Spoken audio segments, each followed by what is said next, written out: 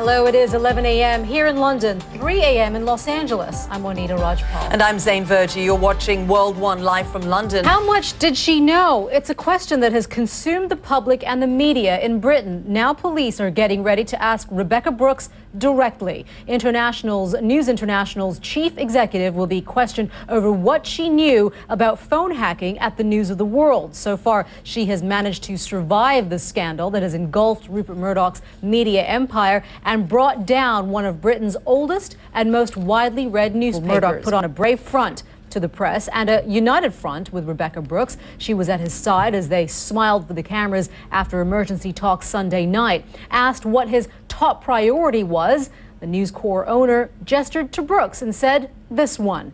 Dan Rivers is outside the Houses of Parliament where the future of Murdoch's next big deal could be decided. He joins us now. And Dan, with Rebekah Brooks, the questioning of Rebekah Brooks imminent, this could not come at a worse time for Rupert Murdoch as he tries to save his bid for the British broadcaster Sky B.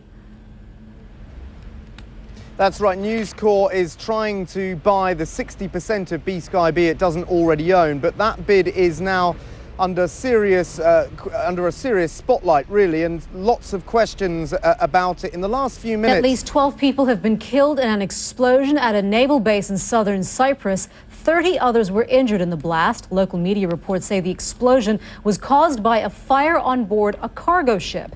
It has knocked out power at the biggest electricity generating station on Cyprus, which is near the base. Officials don't know what caused the fire. Finance ministers are in Brussels today for an emergency meeting on the Greek debt crisis. The Financial Times reports some European leaders are starting to change their approach to Greece's problem, which just refuses to go away. They are reportedly considering whether to allow Greece to partially default. Well, the idea would be part of the possible plans for a second Greek bailout and would involve private bondholders delaying the repayment of Greek bonds. But some say the move would represent a default and warn that investors may then start to pull out of other Eurozone economies. There's already concern that Portugal may need another bailout after Moody's cut its credit rating to junk status last week. And there are now signs the crisis could be spreading to Italy. Well, joining us now here in London is CNN's Emily Rubin. Emily, let's begin there in Italy. Well, yes, on Friday, bank shares plummeted. They've fallen again today. And in Italy, for government borrowing, the costs are now as high as they've been since the euro was launched. It seems as though the problems in Europe and the Eurozone just don't seem to be going away anytime soon. We're seeing now with Portugal as well that looking for a potential second bailout as well. Well, Moody's last week downgraded Portugal to junk rating and said that, Moody's, in fact, were the ones who said, we think Portugal might need another bailout. Back, you're watching World One. Here are some of the stories that we're talking about on CNN. Who shot JR? Bobby's back from the dead. If you've missed plots like these, good news. Dallas is coming back. Larry Hagman and Patrick Duffy will reprise their original roles when the show hits our TV screens again. The thumbs up has been given for a 10-part series to air in the U.S. next summer, and that's where we know Zain will be and what she'll be doing this summer. We'll be keeping our eyes on the skies this morning, or on space, to be more precise. That's where NASA is tracking a piece of debris that could come close to the shuttle Atlantis. The spacecraft docked with the International Space Station yesterday after performing a spectacular backflip to inspect for damage. And we're going to show you some amazing live pictures now of Atlantis, as we understand that a module is being attached to the International Space Station. That's when we understand once that it's attached, they will start to then unload the cargo that they have brought with them to then leave onto the ISS. Amazing pictures there that you can see. Again, live pictures of Atlantis as it attaches a module onto the International Space Station. And he's being compared to the high-flying character played by George Clooney in the film Up in the Air. And after flying the equivalent of 400 trips around the globe, Thomas Stucker will soon know what it's like to fly like a celebrity. Stucker, a sales consultant, has now flown more than 10 million miles with United Airlines, and the airline makes sure that he gets star treatment. It always upgrades him to first class, and it has named one of its planes after him. That's the least they can do, the amount of money that he's probably spent on airfare for that night. That's right.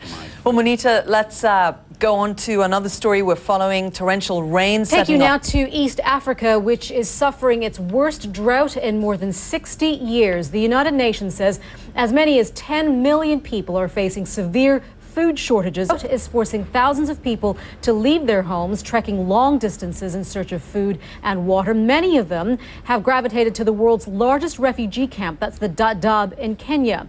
The actress Kristen Davis, star of Sex and the City films, has been there as an ambassador for the charity Oxfam. She got to see firsthand how the drought is impacting their lives, and she joins us now live here in the studio to talk about her time there. Tell us a little bit about, you just got back from Kenya, and you went to Dadaab, which is the world's largest refugee camp.